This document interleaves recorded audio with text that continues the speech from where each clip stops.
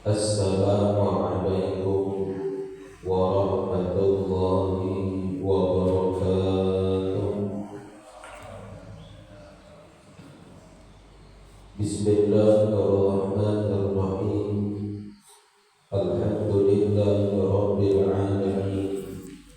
Wassalatu wassalamu ala asyrafil anbiya'i wal mursalin Sayyidina wa maulana Muhammadin wa ala alihi wa sahbihi ajma'in.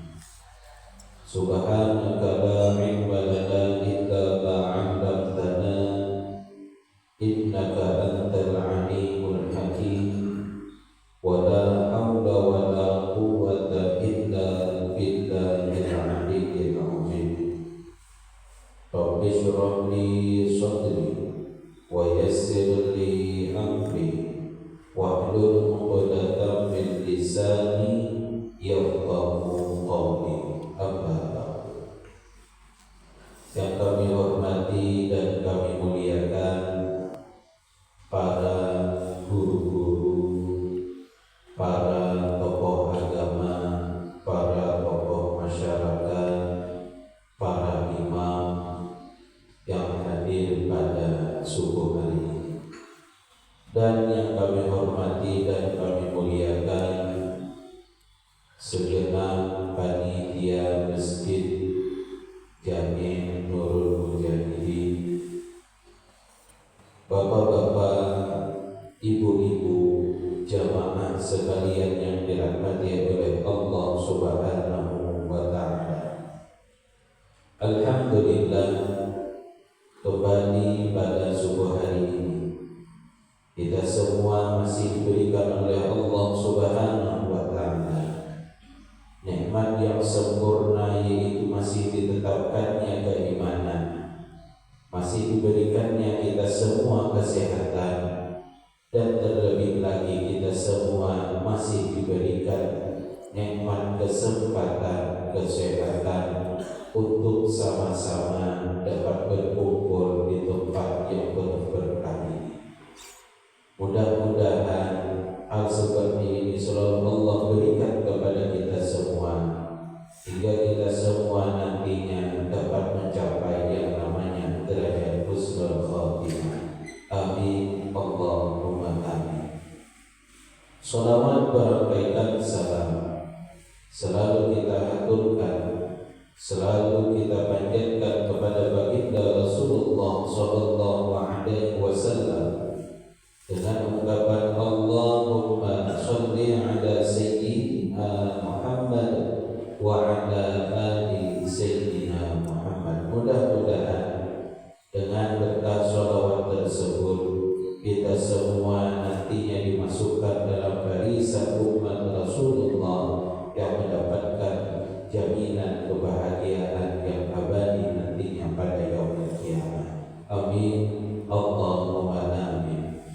Bapak-bapak, ibu-ibu, jamaah sekalian yang dirahmati oleh Allah Subhanahu wa ta'ala, melanjutkan daripada wasiat Rasulullah sallallahu alaihi wasallam kepada sahabat Ali karamallahu wajhah, qala alaihi salatu wassalam, telah bersabda Nabi alaihi salatu wassalam, ya aliyu, wahai Ali, alaika bid-du'ai bainal adani wal iqamah fa innahu la yuraddu. Wahai Ali, kata Rasulullah,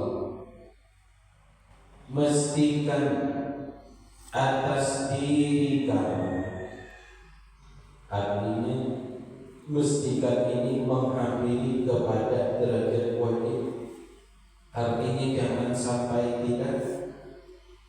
Apa yang harus dimestikan? Bid-du'ai bainal adani wal iqamah, berdoa di antara adzan dan iqamah. Jadi kita itu ya Rasulullah, jangan sampai tidak berdoa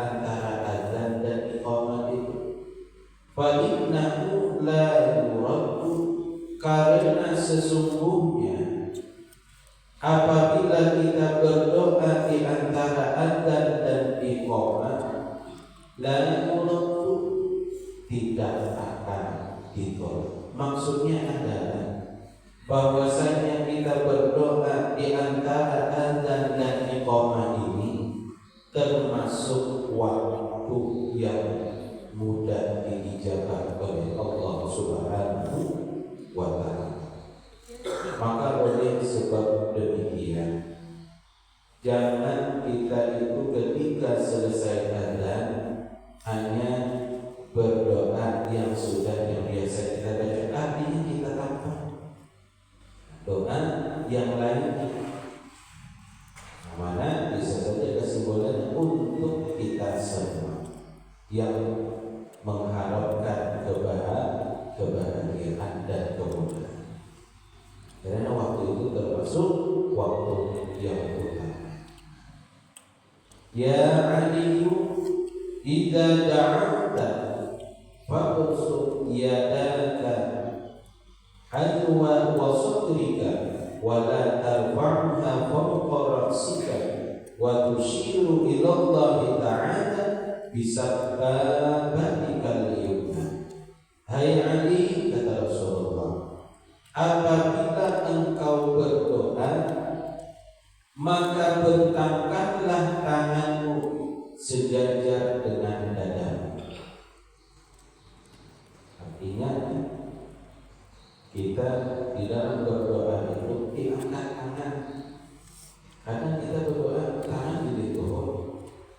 Orang berdoa tangan di tuhuk itu baru sekalinya menurut istilah itu ibarat bahasa Anda ditulungi, ada. Nah, artinya tidak ada kesungguhan kalau meletakkan tangan di lutut. Nah, maka disuruh diangkat. Dan jangan engkau meninggikan tanganmu melebihi kepalamu. Jangan terlampau tinggi. Dan engkau berisyarat kepada Allah dengan jari telunjukmu yang kanan. Ini adalah ketika tahiyat, ketika sembahyang, ketika tahiyat. Nah, pada sebab itu di dalam kita berdoa itu, Bapak Ibu sekalian, artinya perhatikanlah adab-adab ketika berdoa. Bagaimana kesungguhan kita di dalam kita meminta kepada Allah Subhanahu wa ta'ala. Di antara sebahagian adab-adab ketika berdoa yang disebutkan di dalam kitabul adab yang disusun oleh Al-Habib Muhammad Amin. Di antara sebahagian adabnya, pertama kata beliau, angkat kedua tangan. Diangkat kedua tangan, artinya bukan berlepak. Karena berlepak itu diangkat seperti itu. Diangkat. Kalau masalah bentuk tangannya, ada memang sebahagian yang mencontohkan secara terbuka, ada juga dengan yang dirapatkan. Nah, yang mana yang utama? Nah, yang mana dua-dua tersebut masing-masing ada keterangan. Masing-masing ada keterangan. Dan keduanya tersebut pun adalah sah untuk di dalam adab berdoa, mau yang terbuka ataupun mau yang rapat. Maka ditutup itu kurang. Dan lagi adabnya adalah ketika berdoa itu memulai dan menutup doa dengan pujian untuk Allah dan bersolawat kepada Nabi Muhammad sallallahu alaihi wasallam. Jadi ketika memulai doa, idza shalla ahadukum falyabda bi tahmidi rabbih wa tsana'i alaihi thumma yusalli ala nabi sallallahu alaihi wasallam thumma yad'u ba'du bima syaa. Jika salah seorang dari kalian berdoa, kata Rasul, maka mulailah dengan bersyukur dan pujian kepada Tuhannya, kemudian kemudian bacalah sholawat kepada Nabi Sallallahu Alaihi Wasallam. Setelah kita sampai kepada sholawat, kemudian berdoalah setelahnya dengan doa apapun yang kita inginkan. La taj'alu min qada'il raqibi ij'aluni fi wasatid du'a wa fi awwalihi wa fi akhirihi. Jangan kalian menjadikan sholawat kepadaku tatkala berdoa seperti timba air yang diletakkan di bagian belakangnya kendaraan oleh seseorang yang sedang bepergian, akan tetapi jadikanlah aku di pertengahan doa dan pada permulaannya dan pada penutupannya. Artinya sholawat ini jangan sampai ketinggal, karena ini adalah salah satu perantara dimudahkannya dikabulkan segala doa kita. Dan lagi adabnya yaitu adalah meyakini di dalam hati bahwa Allah Subhanahu wa Ta'ala akan mengabulkan seluruh doanya.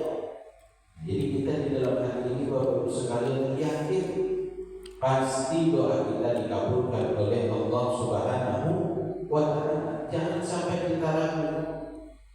Makanya Allah sudah menyebutkan ud'uuni astajib lakum, berdoalah kalian niscaya akan aku kabulkan. Artinya bahwasanya di situ Allah menyebutkan setiap doa kita pasti akan dikabulkan oleh Allah Subhanahu wa Ta'ala. Syaratnya hati kita harus yakin. Dan juga doa itu memang bahwasanya sebagaimana dijelaskan para ulama, ada yang bekas Allah kabulkan. Ada doa itu Allah kabulkan tidak sesuai permintaan tetapi sesuai kebutuhan. Dan ada doa itu yang lambat Allah kabulkan, bahkan Allah kabulkan nantinya pada hari ini. Tetapi nanti pada hari kiamat bahwasanya seluruh umat manusia yang ketika berdoa, yang mana doanya tersebut dikabulkan ketika di dunia seluruhnya, maka pada hari kiamat nanti menyesal bahwasanya manusia tersebut doanya itu dikabulkan seluruhnya ketika di dunia. Mengapa? Karena begitu besarnya keutamaan pahala yang diberikan oleh Allah ketika doanya dikabulkan pada hari kiamat. Tapi lain tampaknya pula kita ini mengharap bahwasanya doa kita ini pasti dikabulkan, meningkat hari ini minta hari ini dan itulah manusia. Dan lagi ada ketika berdoa itu berdoa dengan merendah diri kepada Allah dan berusaha untuk menangis. Nah, jadi kita berdoa di Pak berusaha sampai menangis. Ud'u rabbakum tadarruan wa khufyah. Berdoalah kepada Tuhan dengan merendah diri dan suara yang lembut.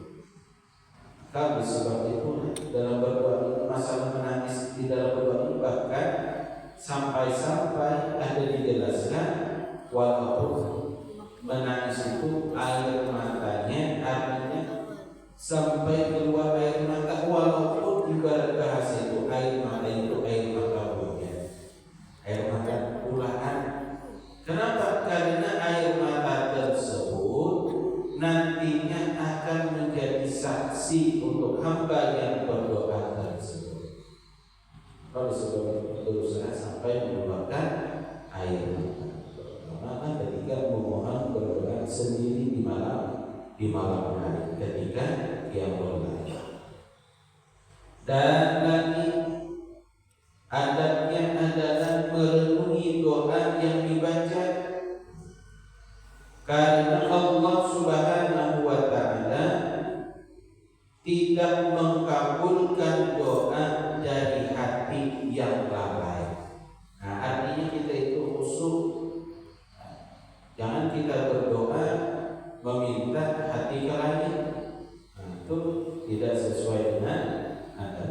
walaupun berbahasa kita berdoa dengan menggunakan bahasa Arab, kada paham bahasanya, kada paham maknanya, tetapi kita khusyuk terhadap doa itu, maka itu pun sudah cukup.